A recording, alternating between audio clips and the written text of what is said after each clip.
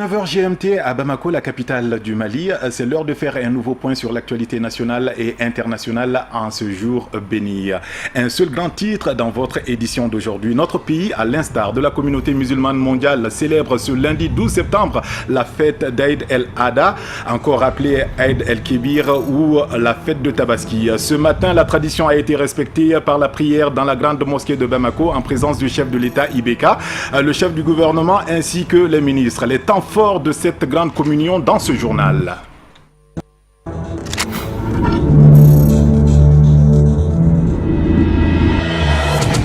Lundi 12 septembre 2016, bonjour, bonsoir mesdames et messieurs, c'est aujourd'hui que nous célébrons la fête de Tabaski qui coïncide avec la fin du pèlerinage à la Mecque. Comme il est de coutume, le président de la République, son excellence Ibrahim Boubacar Keïta, a prié dans la grande mosquée de Bamako en présence du Premier ministre, les membres du gouvernement et de plusieurs personnalités étrangères. Des moments empreints de spiritualité ont été mis à profit pour la stabilité et la réconciliation nationale. Aussitôt après la prière, le chef de l'État est allé saluer quelques familles aux alentours de la mosquée. Amadou Kamara et Seydou Niari pour le compte-rendu de cette journée. La fête des Tabaski ou l'Aïd el-Kébir ou encore la fête des moutons marque chaque année la fin du Hajj. Elle a eu lieu le 10 du mois de Doul al-Hijja, le dernier du calendrier musulman ou station sur le mont Arafat. Aujourd'hui c'était un très grand jour, c'était un jour de fête. Ce jour-là, je demande à tous les musulmans de se pardonner, de prier pour la paix dans ce pays-là et la réconciliation nationale. Je crois que vraiment nous avons tout tenté. Il s'agit maintenant, vraiment, entre nous maintenant, de prier le bon Dieu. Je salue tous les Maliens et je demande à tous les Maliens pour prier pour la prospérité et la paix dans ce pays. J'adresse mes vœux à tout le peuple du Mali et je prie pour qu'il y ait la paix et l'entente et l'entraide entre les peuples du monde, le peuple du Mali. Cette fête commémore le geste d'Ibrahim qui s'apprêtait à sacrifier son fils unique pour obéir à un commandement divin. C'est alors que l'ange Djibrila apparut et remplaça Ismaël, le fils d'Ibrahim, par un mouton, selon la tradition musulmane. La paix et la concorde. Tout d'abord, je salue toute la communauté musulmane et toutes les communautés vivant au Mali, de toutes les confessions. L'Aïd el-Adha est un grand jour pour l'islam, mais c'est en même temps un jour de miséricorde, un jour de fraternité, un jour de grande concorde que nous n'avons jamais oublié. C'est le jour également de l'humilité devant le Seigneur. Le jour où la foi est la plus vivante, la plus vive, qui voit le fidèle allant jusqu'au sacrifice le plus difficile pour un homme, le sacrifice de son enfant. Ça, c'est l'épreuve à laquelle Allah subhanahu wa ta'ala a voulu soumettre sa créature. Et l'épilogue heureux est connu. C'est donc un jour d'humilité pour les musulmans que nous sommes, les hommes de foi que nous sommes. Et je souhaite qu'elle soit pour nous l'annonce d'une année heureuse. Nous sommes en hivernage, nous avons eu des pluies, certaines bienheureuses, d'autres hélas ont fait des dégâts, mais qu'au bout de tout cela, nous ayons des récoltes à hauteur de souhait, pour que nos greniers se remplissent au bonheur de nos paysans qui travaillent si durement et que notre peuple ne soit plus hanté par le spectre de la faim en quelque endroit qu'il se trouve. C'est le vœu que je fais aujourd'hui au sortir de cette prière de l'Aïd el-Adha, que Dieu nous donne à en célébrer de nombreuses autres. Et également la mémoire de ceux qui sont partis, également ceux-là qui n'ont pas démérité, mais telle était la volonté divine, que leurs âmes reposent en paix, qu'ils soient tous bénéficiaires du paradis que nous recherchons tous. Et enfin, beaucoup de bonheur pour le peuple malien, beaucoup de santé, beaucoup de prospérité, et ensemble, unis, retrouver rassembler de nouveau, ce peuple est promis au plus bel avenir. La fête de Tabaski est la fête la plus importante de l'islam après Aïd el-Fitr, qui est l'occasion de se rencontrer en famille, entre amis et les proches. Elle est aussi synonyme de partage et de générosité envers les pauvres et les nécessités.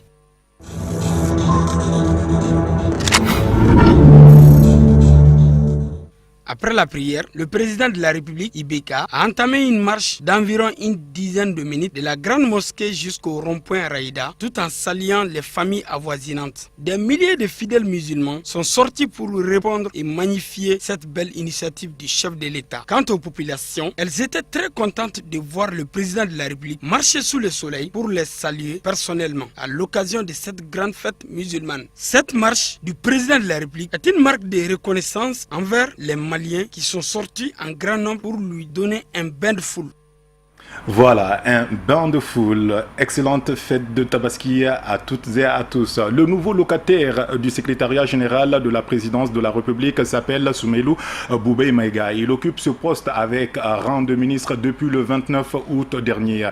Également présent à la grande cérémonie ce matin, M. Maïga a reçu aussitôt après la prière notre équipe de reportage pour sa présentation de vœux à l'occasion de la fête de Tabaski. Il en a également profité pour appeler à une cohésion nationale et espère pouvoir relever les grands défis qui l'attendent. Nous l'écoutons ici. D'abord de commencer par rendre grâce à Dieu de nous avoir gratifié d'une bonne santé et pour pouvoir passer cette fête en compagnie des concitoyens, des frères, des sœurs, de tous les parents. Et puis de dire que la fête de la Tabaski est un symbole de soumission à Dieu, mais un symbole aussi du sens du sacrifice, du don de soi, de générosité par rapport à des convictions. Et donc je souhaite vraiment que la période qui commence à partir de cette fête soit une période pour nous de plus grande fraternité, de plus grande convivialité et de plus grande conviction en un destin commun. Parce que tant que nous n'avons pas cette conviction, tout ce que nous pouvons dire peut passer pour perte et profit. Aujourd'hui, plus que jamais, nous avons besoin, dans notre diversité bien sûr, dans le respect de nos différences, de faire en sorte que nous puissions bâtir une nation dans laquelle tous les Maliens, toutes les Maliennes se sentent à l'aise, où il y a un progrès qui se fait pour la très grande majorité et que nous comprenions que dans l'expression de nos différences, nous devons aussi être très mesurés, avoir le sens de la retenue, parce que souvent, des propos malencontreux peuvent nous conduire à des dérives importantes. Et donc, honnêtement, je souhaite pour toutes les Maliennes, pour tous les Maliens, beaucoup de santé, et beaucoup de fraternité, beaucoup de courage aussi, et puis beaucoup de foi à notre avenir. Je viens dans un espace dans lequel il y a eu beaucoup d'actions, et il y a eu beaucoup d'efforts. Et donc, mon rôle, c'est de consolider ce qui a été fait, et d'ouvrir les chantiers qui n'ont pas pu l'être pour différentes raisons, et de faire en sorte que quand nous présenterons notre bilan, nous puissions montrer un peu la part de progrès que nous aurons fait accomplir au pays. Ça, c'est le plus important.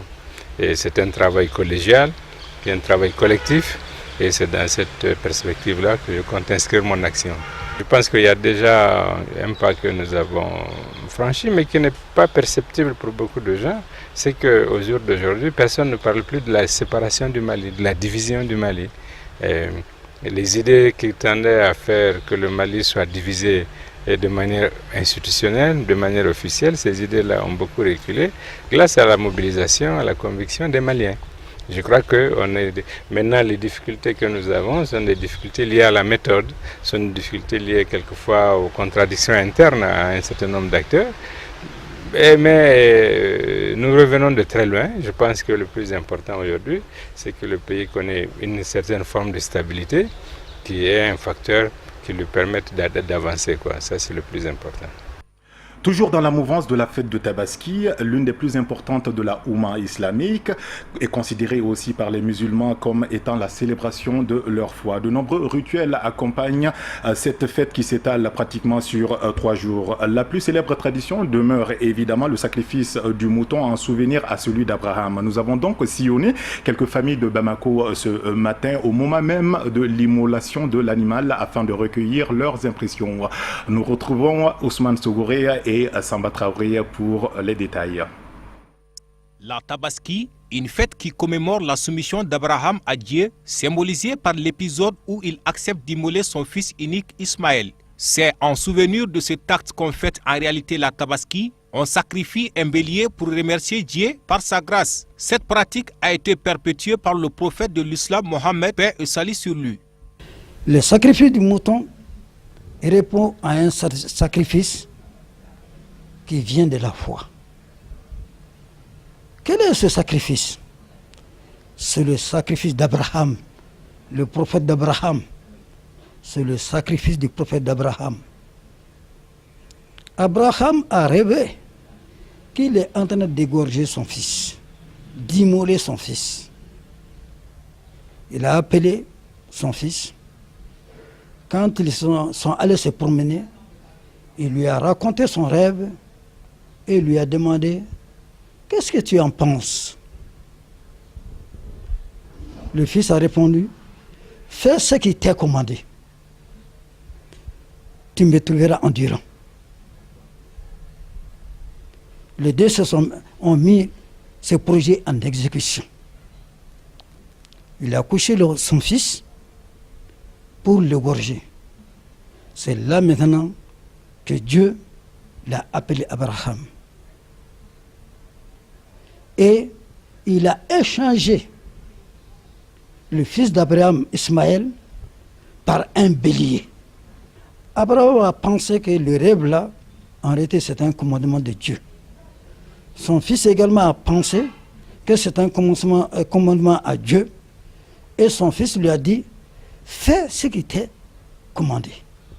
Donc maintenant, notre prophète, sallallahu alayhi wa sallam, a perpétué ça. Lui-même, la première fois, il a tué 2 béliers. Il en a conservé pour sa famille et il en a distribué aux pauvres. Et c'est ce que nous perpétuons. Cette fête ne doit pas être détournée de son contexte réel, fortement marqué par la spiritualité. Malheureusement, c'est ce qu'on assiste aujourd'hui à Bamako, où les enfants se faufilent dans les rues, rendant du coup la circulation très difficile, et beaucoup d'autres comportements qui n'ont rien à voir avec la fête. Dans le temps, on se rend en famille, là où tu sais que tu as une tante, une grand-mère, un grand-père, un oncle. Donc vous vous rendez là-bas pour aller faire les salutations. Sambé, que l'année prochaine on est vivant.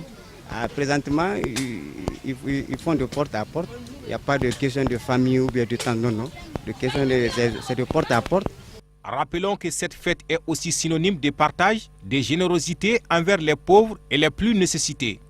Actualité outre-Atlantique à présent pour vous parler des attentats du 11 septembre qui restent l'un des plus meurtriers jamais commis à ce jour dans le monde. Il y a 15 ans, 2 avions de ligne détournés avaient été précipités contre les tours du World Trade Center à New York. Un 3e avait éventré le Pentagone en banlieue de Washington et un 4e dirigé aussi vers la capitale américaine s'était écrasé dans un champ à Shanksville en Pennsylvanie après une révolte des passagers. Ces attentats ont changé la face du monde et impacté la politique étrangère des États-Unis où la menace n'a pas disparu aujourd'hui. La menace terroriste a évolué comme on a pu le voir de manière si tragique de Boston à Chattanooga, de San Francisco, de San Bernardino à Orlando, donc en Afghanistan, en Irak et en Syrie. On va rester impitoyable contre les terroristes d'Al-Qaïda et de l'État islamique. Nous allons les détruire et nous allons continuer à faire tout ce qui est en notre pouvoir pour protéger notre patrie, a déclaré le président américain Barack Obama avant le début des commémorations. Les États-Unis ont donc commémoré ce dimanche le 15e anniversaire des attentats du 11 septembre qui avait fait près de 3000 morts. Les 2 candidats à l'élection présidentielle, Hillary Clinton et Donald Trump, étaient présents à Ground Zero. À New York, les noms des victimes ont été lus lors d'une cérémonie du souvenir dimanche matin à Ground Zero, là où s'élevaient les tours jumelles effondrées dans les attentats et au pied du One World Trade Center ou Freedom Tower, nouvelle tour plus haute encore que les anciennes.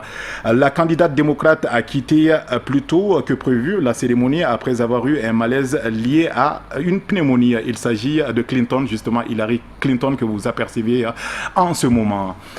Voyons à présent ce qui fait l'essentiel de l'actualité africaine en bref et en images, et c'est un commentaire signé Ousmane Sogoré.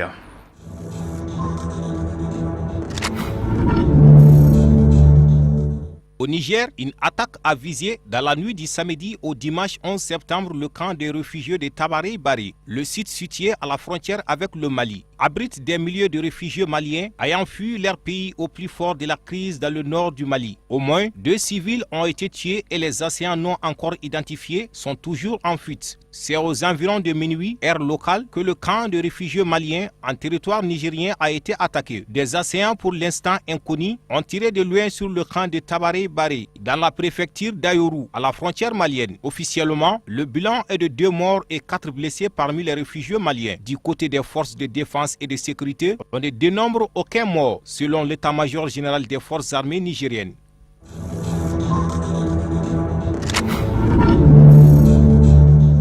Les acteurs de la crise politique qui secoue la Guinée-Bissau depuis plus d'1 an ont accepté une proposition de sortie de crise soumise par les dirigeants ouest-africains en visite de médiation à Bissau le week-end dernier. La délégation de la CEDEAO s'est entretenue avec le président bissau-guinéen José Mario Vaz, des membres de son gouvernement, des membres de partis représentés à l'Assemblée nationale et divers acteurs. La Guinée-Bissau traverse une crise politique très profonde suite au limogeage en août 2015 par le président José Mario Vaz de son premier ministre Domingos Simões Pereira, qui appartiennent tous deux au PAIGC, le parti historique de l'indépendance. Le professeur Alpha Condé, médiateur de la crise bissau-guinéenne, et son homologue du Sierra Leone, Ernest Bai Khourouma, ont obtenu, après 8 heures de négociations, un compromis politique paraphé par toutes les parties.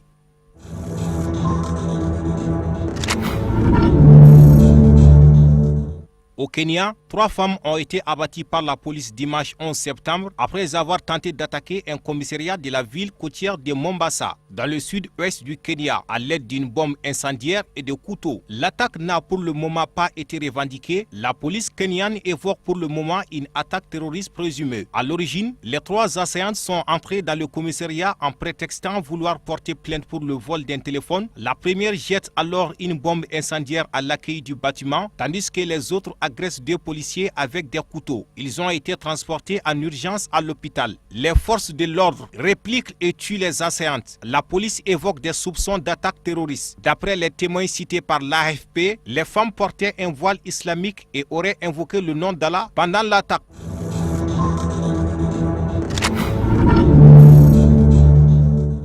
Un mot de sport à présent avant de boucler cette édition d'information. Le club des amis de Soumaïla Cissé, le président du parti URD, chef de file de l'opposition, a initié ce week-end une compétition de football dont la finale s'est jouée sur le terrain de Bulkasumbu. 2 équipes ont croisé le fer en présence du parrain de l'événement et de plusieurs partisans du parti. FC Kadhafi est donc venu à bout de FC Kouloubleni sur le score sans appel de 2-0. Bourama Diarra Benson et Samba Traoré étaient présents pour Chérifla Actualité. La finale de la Coupe du club de soutien à l'honorable Soumaïla Cissé, organisée par les jeunes de Bulkasumbu. Le FC Karafi vêtu en blanc faisait face à FC Kouloubleni vêtu en rouge. C'est à la 15e minute de jeu que l'attaquant de FC Karafi, Bouba Touré, ouvre le score sur un tir bien armé. Les jeunes de Kouloubleni essayent de revenir au score en multipliant des occasions sans succès. Et la première mi-temps se termine par 1-0. Moi je suis très heureux, je suis très confiant. L'espoir est permis quand dans une communauté de base, en cette période morte, les jeunes s'organisent pour mettre en place une coupe en jeu parrainée par l'honorable Soumaïla Cissé. Il n'y a que la fête. Et le déroulement du match l'a même prouvé, 2-0 arrachés dans la douleur. Donc la fête était belle dans la cité, tout le monde est content, les jeunes se sont réjouis, les femmes sont sorties massivement, les hommes sont sortis. Il faut encourager de telles initiatives désormais. Ok, une jeunesse bien organisée en ce sens qui accepte d'être encadrée, qui étudie et pendant les vacances qui s'occupe du sport. Ça c'est une bonne chose que de rester à la maison, couler en train de prendre rien que du thé. Donc le sport est à encourager. Parce qu'un footballeur aujourd'hui, c'est de l'or. Et quand on voit une promotion qui est en train de monter en flèche comme ça, c'est sûr que demain, l'équipe nationale du Mali va bénéficier des éléments clés de cette rencontre-là. Au retour des vestiaires, dès la 2e minute de la reprise du jeu, le FC Karafi reprend les rouges de Kouloubleni en marquant un second but pour se mettre à l'abri. Malgré les changements effectués par le FC Kouloubleni, le score reste inchangé. Le match se termine par 2-0 pour FC Karafi. Non, d'abord, ce n'est pas la première fois que je viens dans ce quartier, que j'assiste à des matchs de foot. Non, ce que je voudrais dire, c'est que c'est des moments de détente et surtout des moments de grand plaisir d'être avec les jeunes autour d'un sport qui est un sport roi dans notre pays. Ça nous rappelle à chacun d'entre nous notre enfance et notre jeunesse. Je crois qu'il faut encourager les jeunes à faire du sport, il faut les encourager à faire ce qu'ils aiment et qui est sain. Et je crois que le sport est sain. En ces moments difficiles dans notre pays, chaque fois qu'on peut donner un peu de plaisir, un peu de joie, il faut le faire. Nous assistons à un match extrêmement agréable, surtout avec beaucoup de fair play, et ça c'est important. Ce n'est pas entièrement fini, mais je souhaite vraiment que le meilleur gagne et que celui qui perd l'accepte avec beaucoup d'humilité. C'est ça qui fera avancer la jeunesse. Oui, non, je crois qu'il faut que la jeunesse comprenne que ce pays, c'est pour elle et que l'avenir lui appartient. Et cet avenir est fait bien sûr d'éducation, d'études, cet avenir est fait de combats, de défis à relever, mais cet avenir aussi est fait de sport. Vous savez, ça nous aurait tellement fait plaisir si aux derniers Jeux Olympiques, on avait des jeunes Maliens qui avaient gagné. Et j'espère que ceux qui sont engagés aujourd'hui dans le foot vont gagner. Et c'est l'occasion de féliciter les filles qui ont gagné au basket. Ça veut dire quand même que nous sommes encore sur la bonne voie. Et je souhaite vraiment que notre jeunesse brille et continue à briller. Et elle peut briller si nous l'encourageons. Et nous, à l'URD, nous allons tout faire pour encourager la jeunesse. C'est ainsi que la Coupe URD de Boulkassoumbougou est remportée par le FC Karafi. C'est donc sur ces notes sportives que se referme cette édition d'information sur Cherifla TV. Je ne saurais la boucler définitivement sans pour autant vous adresser encore une fois nos vœux les meilleurs à l'occasion de cette grande fête de Tabaski. Il y a toute la direction de la télé par ma voix, ainsi bien que la commission de gestion de cette télé vous souhaite sambé à tous nos téléspectateurs, que ce soit au Mali, en Afrique et dans le reste du monde. À 21h, c'est Kafouné Batili qui va vous informer en langue nationale à Bamanakan. Excellente suite de programmes sur Cherifla TV. À très bientôt.